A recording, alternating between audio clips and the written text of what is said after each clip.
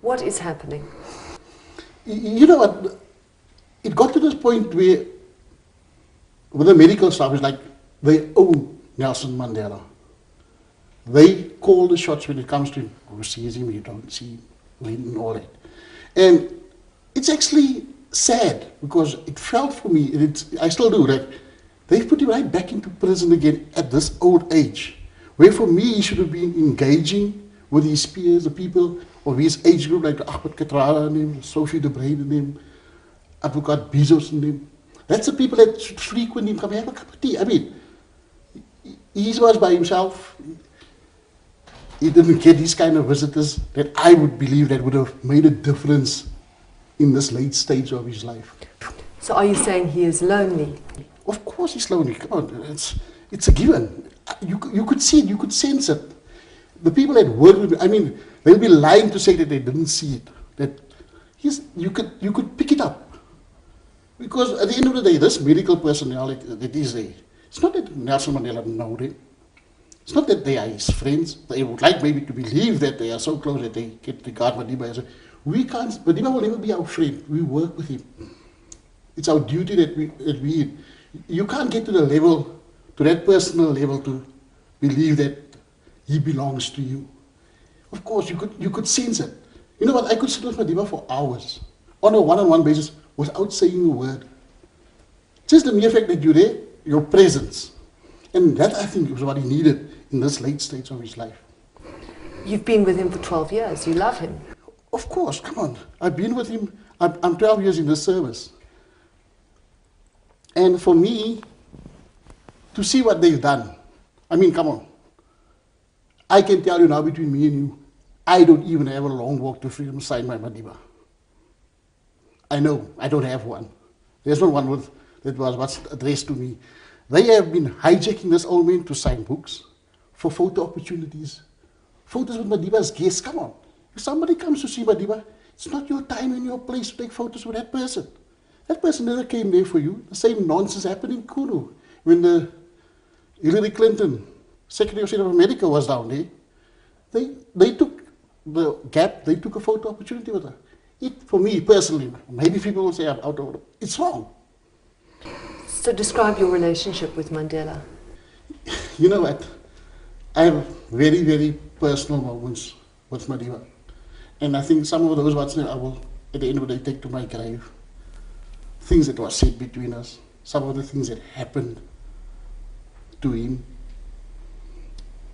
Maybe I can relate to one. We were driving in the car and Grasa was speaking on the phone. Portuguese, of course. And then Madiba is very fluent in Afrikaans. So we started speaking Afrikaans, the two of us. So when eventually she put the phone down, she asked me, Sean, what Madiba saying? So he just told me in Afrikaans, don't say anything. That's the kind of person that he is. And when she carried on, she said, no, Mom, we're talking about the wedding, we're talking about the rugby. But I think the point he wanted to get across was, don't speak in a foreign tongue while we are all together here. But that's just the person that he was. How would you describe his health? For a 94-year-old person? Yes, he's not, I mean, I'll put it maybe this way. Madiba is old. And we all have to accept that. He will never be with us forever. And it goes with his age. The reports that they make about his medical condition, about his lungs and all that, I would like to believe it goes with that kind of age that he's at. But you've seen him. How was he prior to his hospitalization? Oh, fine. He was by himself. He was still up, sitting down, watching TV. He was okay. He used to sit down at the bottom in the lounge at the house. I haven't seen him now since he's been in the hospital, so I honestly won't know. But his memory is not what it used to be. No, his short-term memory is really is. That's why I say I don't even think he knows the people that he's around him. And the memory is not really his memory. He has gone back, really. So what happened on Saturday in the early hours of the morning? Okay, he was taken to hospital because of the fact that there was a problem with him, the breathing side of him, and then He's like, I'm not a medical person, so I honestly won't know. He was just like, he was taken to hospital. It was decided that Mrs. Marshall actually cancelled a trip to London. So I would like to believe it was of a serious nature. We understand he went into cardiac arrest, that he had to be resuscitated. No, I'll be lying to you if I have to get to that level on the I would like not to get involved on a medical opinion when it comes to him. What are they telling you, though? I mean, let's not talk about it in medical terms. I mean, he was in a bad way. Yeah, that he wasn't well. That he honestly wasn't well. And now he's had surgery. What have you heard of how he's doing now? No, the last I heard is that he was breathing on his own. And like I said, but this is hearsay. Let me not, if I was there personally, like I used to be in the past, I would have most probably been able to make a better assessment of what he is like now. I haven't been there, so I'll be lying to you if I have to. But like we said, Madiba is old. He won't be with us forever. And what are your colleagues telling you who are there now?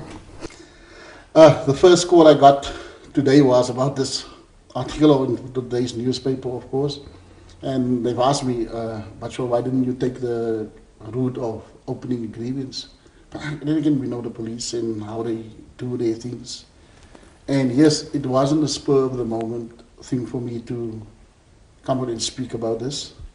Yes, I got support out there. Let me not lie about it, there is, but I would like to believe I'll get some flack from the top structure, but then again, I have to go with the flow. Mm. And in terms of how Madiba is now in hospital? I would like to believe better than what he was a week ago. Better meaning what? I mean, it was serious. Yes, he's still serious, but not maybe as serious as what he was last week on Saturday. You've got colleagues there who work in there, or people that you know. That is correct. And what are they saying to you? You know what, I don't want to expose them by going through down that route and have a situation where the things I'm going to say here be contributed to some people that are there and get them into trouble as well. On our side, he is stable. On what they have told me, that he isn't what he was like last week, but he's still serious. Can you, Sean, just take us through the last few months? What kind of life Nelson Mandela is living? From my side, like I said yesterday, a very lonely life.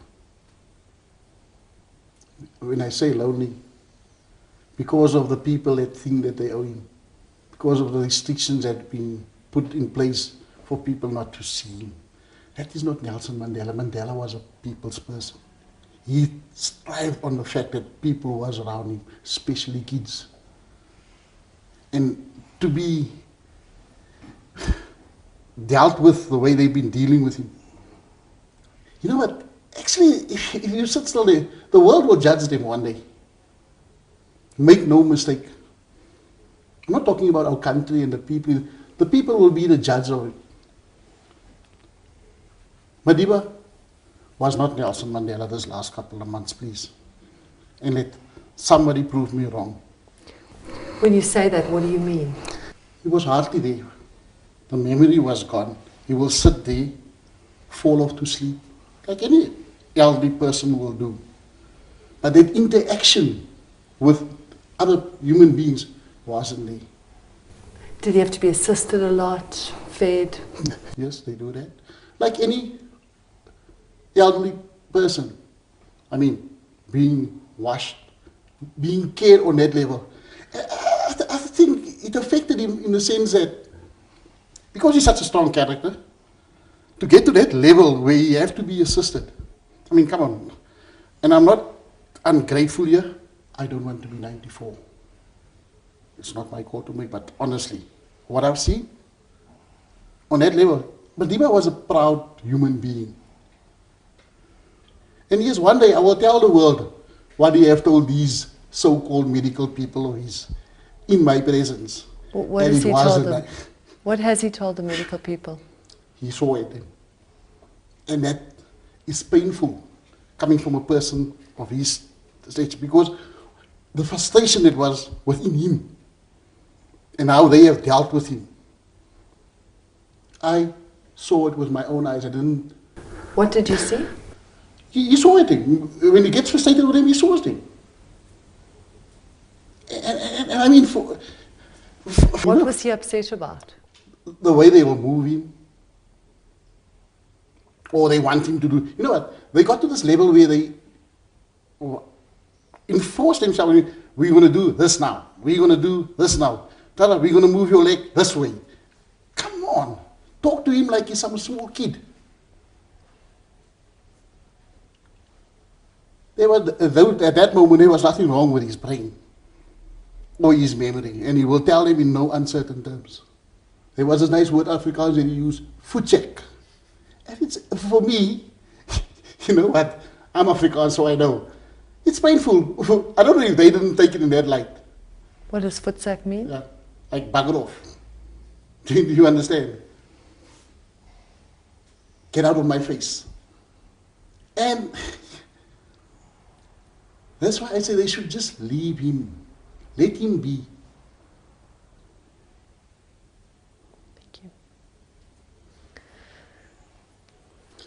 That's me. Thank you, Sean. I've already said more than what I was supposed to say. I think the question is, do you think he's going to make it through this? Personally, I hope so, but I don't think so. My wish, and I said this last year, on his 94th birthday when we were in Kunu, my words actually was, when we were all there together, he's going to cruise through 95. As I'm sitting here today, a month and a couple of days before his birthday, I doubt. I most probably get some flack for this, but that's how I feel. Thank you. Last year I said he'll cruise through 95. I'm not so sure anymore. I did that in Kunu. Yeah. I got this ability to say no, and I think I've learned from. He respected me more for that, for being able to look up to you and say, unfortunately, that one I won't be doing. Sean, do you think Nelson Mandela knows what's going on right now? No, he doesn't. He doesn't know what's going on. But his memory is gone. He doesn't know what is happening at this specific moment. He doesn't know. And how would he feel about it if he did? He would have never agreed to all these things that are going on now. He would never. That is not the person that he was. If he was at his full positive, there was no way. I don't even think he would have allowed himself to be taken to hospital. Let me be very honest with that. That is how I feel. He would want to go to Kunu. He would want to go to Kuru. He would have wanted to go home. He did that in the past. He did it how many times? And then people will lie to him and say, no, Tata, we are going tomorrow, or the plane is not ready. They had all these brilliant excuses. And I would just like look at it, but guys, why do you lie to him? He wants to go home. Yes, there's protocols and things in place, or how to get him there and what should be done, but that's our job. We should have just respected his wishes to go home. Do you think his wishes are not being respected right now? How can it be? He's not where he wanted to be. He wanted to be in Kuru. That's where he wanted to be. So how are we respecting his wishes by having him in a hospital in Pretoria? And if he wanted to be in Kunu, we could have taken all the medical stuff to Kunu. We could have flown in the best doctors. You know, you can't put money value on the life of Nelson Mandela. The same hospital ward that they have now, they could have had it at home. The doctors can be flown in, they can sleep, there's hotels in Kunu. Don't let us put money value. We can pay these doctors. If we can't pay them, we get people from overseas or wherever in the world that will gladly say, let's take Nelson Mandela home. We will look after him on that medical level. Why do you have to have him in the Pretoria hospital? He wants to be at home. That was his wish. And let anybody differ with me to say that's not Mandela's wish. That was his wish to go home to Kunu. We can set that place up the same exact way that ward is set up in Pretoria. Because you've got all the hospital facilities. Yes. Those things, whatever they need on the medical side, I think it's one call to the president and it will be done. So why must we keep him in a hospital here in Pretoria and not have him at his home, where he wants to be? Yeah. Because that was his wish, to be at home. But now his wish has always been to go home, right? That was his wish. I mean, he said it how many a times? I want to go to Kuno. I want to go to Kuno. And then, like I said, people will lie and say, no, we have to get the cattle, you know, the plane. So are his wishes being respected? No, it's not being respected. How could it be respected if that was his wish? We should have taken him home. And if people tell you on a medical front, yes, but the facilities is here in Johannesburg and all that, because it's him. Like I said, you can't put money value on Madiba's life. You move the facilities to his home in Kuno. You move the personnel to his home in Kuno. That is where he wants to be.